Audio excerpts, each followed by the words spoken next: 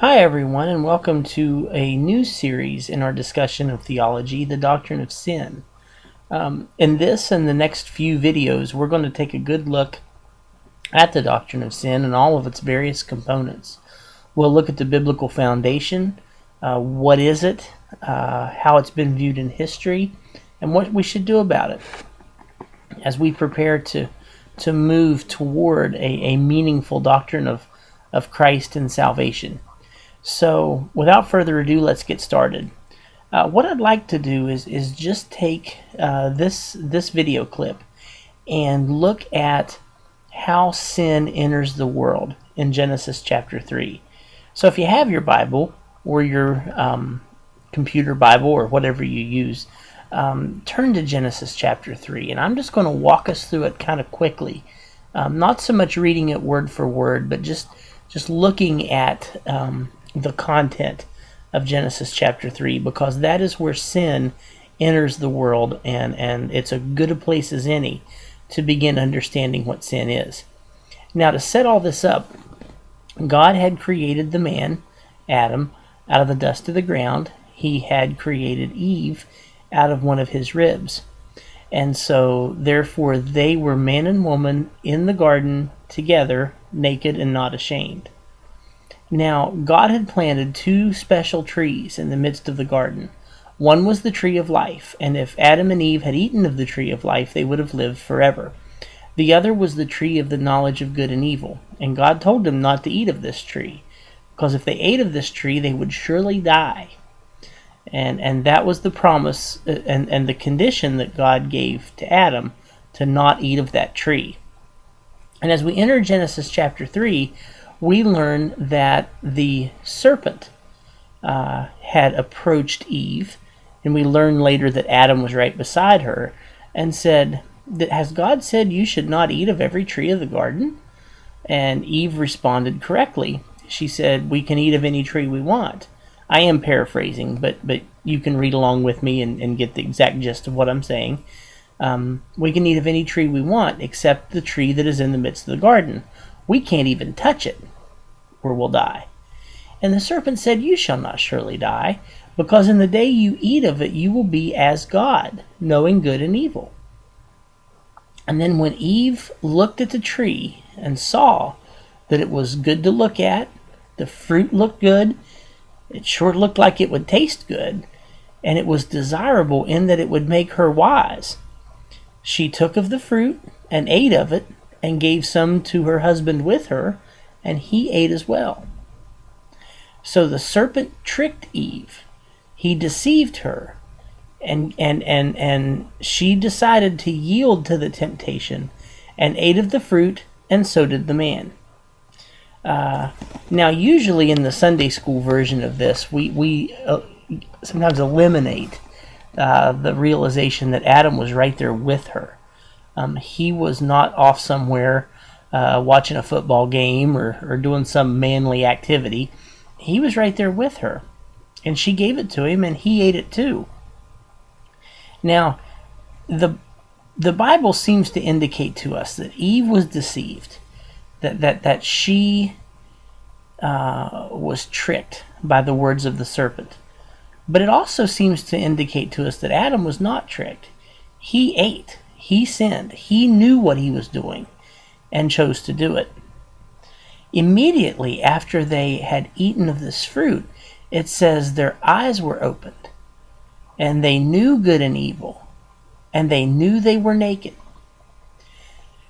I think that particular clause, they knew they were naked, is very instructive. The moment they ate, serious things occurred. Their relationship to God was damaged because they had disobeyed his word. He told them, "Don't eat of the tree," and they ate of the tree. So the moment that they ate, the connection to him was severed, or at least was so damaged beyond repair in their disobedience. But not only was their connection to God damaged, their connection to each other was damaged, because now they were fallen. They were sinful. They had eaten of the fruit of the tree of the knowledge of good and evil when they had been commanded not to do so. So they didn't see one another the way they had seen each other before eating of the fruit of the tree. And they didn't see themselves the way that they saw themselves before they ate of the fruit of the tree. Something happened to their ability to see things clearly. All of a sudden, they knew they were naked. And it's implied in the words of Scripture, they didn't like it. They didn't want to be seen naked. Even though they were the only two human beings on the face of the earth, it says they sewed fig leaves together and tried to cover their own nakedness. There's something about us as human beings. We don't want other people to see us as we really are.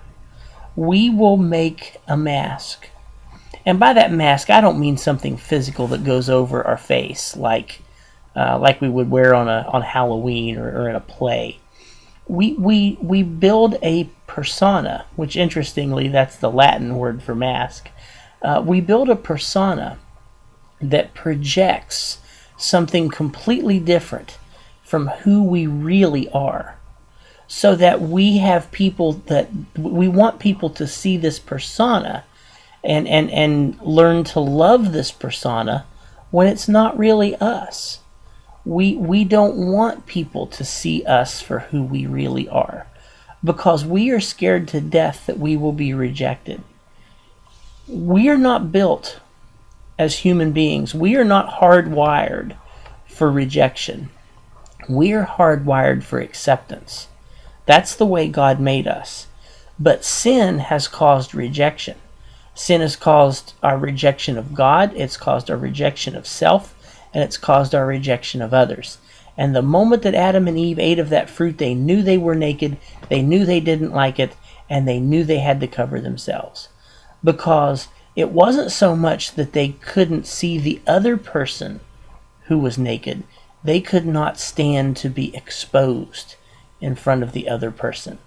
It was like the lack of clothing all of a sudden to the sinful human being became a window into the sinful soul, so to speak. And to look upon another's nakedness is shameful, because it exposes the person far beyond where they want to be exposed. Even us as human beings, we don't like to be naked. We don't want to be seen naked. Now, my little girl, who you probably met in a video not long ago, is 3 years old, and she doesn't mind being naked at all. She'll run through the house naked with a big smile on her face. But she won't do that when she's 13. She won't even do that when she's 8. She will come to a realization that it's not right to be naked. Little children don't have that inhibition, but they grow out of it rather quickly. They do not want to be seen naked, and neither did Adam and Eve. They made fig leaves for themselves because they knew that their nakedness meant exposure, and they did not want to be exposed to one another or to God for that fear of rejection that entered their lives the moment that they knew good from evil. And then they heard the voice of the Lord God walking in the cool of the day, and instead of running to that voice and embracing it, as they had no doubt done in the past, it says they hid. They hid from God. Now, there's something important that I want to communicate right here and now. God did not change. God was not fundamentally altered in who he is by the fall. I think of an old story, and I'll relay this to you because I think you'll understand it when I do it. An old man and an old woman were riding down the road in an old pickup truck on a nice summer evening, and the old man was behind the wheel, holding on with both hands, looking straight ahead and saying nothing. The old woman's sitting over in the passenger seat, and she looks toward her husband and she says, "I remember many, many years ago when we were courting, and you owned an old pickup truck, something like this, and we would drive down these roads on nice summer evenings like this, and I would sit over in the middle and cuddle up against you. Oh, what memories, as she has this big smile on her face. The old man's driving his truck, and he says, without even looking at her, I ain't moved. God didn't move. Just like the old man in my story, God didn't change. The woman moved away from him. And you know, even though that story's meant to put a smile on your face, it was humanity. It was Adam and Eve that had moved. They became scared of God. Now, God hadn't changed. They had changed. But not only had they changed, their ability to comprehend God had changed. Because now he was not the voice to run and embrace. He was a voice to fear. And they were projecting their own fears of their own selves upon God, because now they were afraid of him. And God called out, Adam, where are you? Well, God knew exactly where Adam was. Whenever God asks a question, he's really not looking for the answer. He knows. And he knew where Adam was. And Adam admitted that he hid. He said, we hid because we were afraid. We were naked. And God said, who told you you were naked? And then the question that I ask my children, or at least the same tone, did you eat of that tree that I told you not to eat from? Now, if you have children, you've asked that question to your children countless times. Did you eat the cookie? And the parent is not looking for the answer, because the parent already knows the answer. The parent just wants the child to admit what they've done. In the exact same way, God knew the answer. God knew that Adam had eaten from the tree. He just wanted Adam to admit it. And he wanted him to own up to what he had done, because you can't deal with sin until it's out in the open and acknowledged. As long as we try to keep it quiet and silent, it just eats away at us like a cancer. And it burying it only makes it worse. It's so much better to get it out into the open. And Adam reacts almost violently to God when he was asked the question. Because look at Adam's response. He passes the buck to anyone who will take it. That woman which you gave me, she gave it to me, and I ate. So he's passing the buck to the woman. He's passing the buck to God. He's passing the buck to whoever will take it, because ultimately he's not going to be responsible for it. See, again, here's what sin does. Adam ate. We know Adam ate, and he ate of his own free will. He wasn't under compulsion to eat. No one held a gun to his head. The serpent didn't threaten to bite him. He just ate. And once he ate, he was not man enough, if I may use that expression, to own up to what he did. He passed the buck to whomever would take it. That woman which you gave me. So it's God's fault. It's the woman's fault. It's everybody's fault. But it ain't my fault. And that's what sin does. And that's the way Adam reacted. It's the way we react when we are forced to own up to what we have done. We'll pass the buck to whoever will take it, and we don't care who we have to hurt to pass that buck, because it has entered our body like a cancer, and it cannot be found out, because if it is found out, then that's the unthinkable. But that's exactly how sin operates. And then God turns to the woman and says, what have you done? And she said, the serpent fooled me, and I ate. And then God curses the serpent. On your belly you shall go, and you shall eat dust all the days of your life. He curses the man, that now you will eat the bread by the sweat of your brow. It won't grow for you. You've got to work for it. And he curses the woman and says, now childbirth will be painful, and your desire shall be for your husband. But then he also gives the woman a promise that her seed would crush the head of the serpent, although the serpent would bruise the heel of her seed. And we call that verse Genesis 3:15, the proto-evangelium, the first piece of the gospel. Although I believe the first piece of the gospel actually occurs in Genesis chapter 2, verse 24, where a man shall leave his father and mother and be joined to his wife, and the two shall be one flesh. But everyone understands that Genesis 3:15. There, I did it again, didn't I? That Genesis 3:15 is a forerunner to the gospel. Then once he gets done cursing, and God even curses the ground, he said, "Thorns and thistles it will make now." Where before it yielded every manner of fruit, now it yields thorns and thistles. By the way, I grew up in a place where there was a lot of thorns and thistles, and they are a curse. They're awful.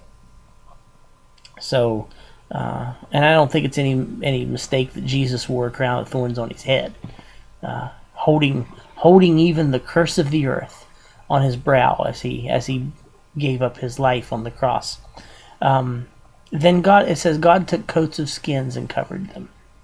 Now I want us to take just a moment for this, because this gets explained the wrong way, I think, a lot of times by many Bible teachers.